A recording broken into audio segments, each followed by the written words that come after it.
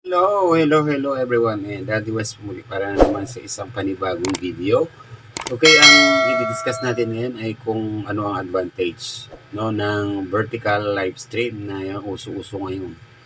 Okay, so ang advantage kasi nito kahit pwede mo yan siya pabayaan. Yan, magugulat ka na lang mas maraming viewers no, na dumadating sa live mo kaysa doon sa typical na horizontal live stream. And of course, mas malaki din ang watch hour na binibigay niya, no? Okay, so kung paano mag-live stream sa cellphone, ha? Gamit natin dito ay cellphone lang. Sa cellphone lang ito pwedeng gamitin, hindi pwede sa laptop or PC. So kung paano mag-live stream ng direct live na naka-vertical sa ating mga cellphone, ito panoorin nyo. Ito mga langga, make sure nakalagin ang inyong main account no, kung saan kayo magla-live. Okay, so may makikita ka dyan, cursor sa ilalim, yung parang plus sign. Oh, ayan, so basically naman yata marunong tayo mag-live lahat, no? So kung, ayan, i-click mo lang yung go live. Okay, so siyempre manghihingi sa'yo ng ano yan, ng title and ng iyong audience. So siyempre ang live natin ay kung katulad sa atin yung mga upload ay not for kids. So, siyempre, yung audience natin is not for kids. So, lagyan natin muna siya ng title. Like, for example, itong ginagawa ko.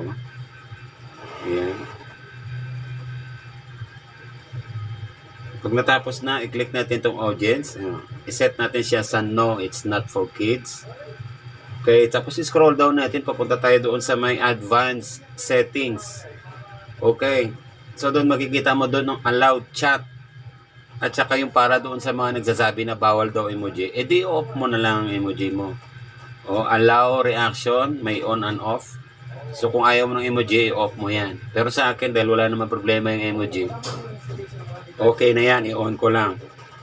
I-on mo rin ang iyong monetization mo lang para kahit paano may earnings ka sa ads, no? Pagka may nagrara na ads sa iyong mga video, ay nag-earn tayo.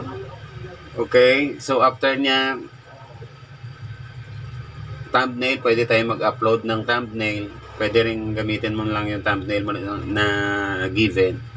Ako kasi inaayos ko pa yan sa laptop, no? Nilalagyan ko pa yan ng mid-roll ads. Sa inyo, pwede nyo rin yan lagyan ng mid-roll ads. Kapag yung mag-open kayo ng isang cellphone nyo sa Chrome. Okay, so ayun na, kung okay na setup mo lahat, ayan, pwede ka nang play or mag-live. Tapos yung sa ilalim na yan, yung nakikita nyo, yung parang bilog-bilog doon, na filter yan. Mamimili ka doon ng mga gusto mo. Ayun, sa akin, lagi kong ginagamit yung bubbles na yon. Okay. Ayun. Okay, thank you so much for watching. Kung meron ka natutunan dyan sa ating video tutorial for today, don't forget to click the like and subscribe. No, panoorin mo yung mga iba ko pang mga tutorial dyan na baka na-miss mo. Nandiyan lang yan sa aking mga uploads dyan at sa aking mga playlist. Facebook tutorial and YouTube tutorial. Okay? So, hanggang sa muli. Ako po ang inyong Daddy West. Thank you so much for watching. Bye-bye.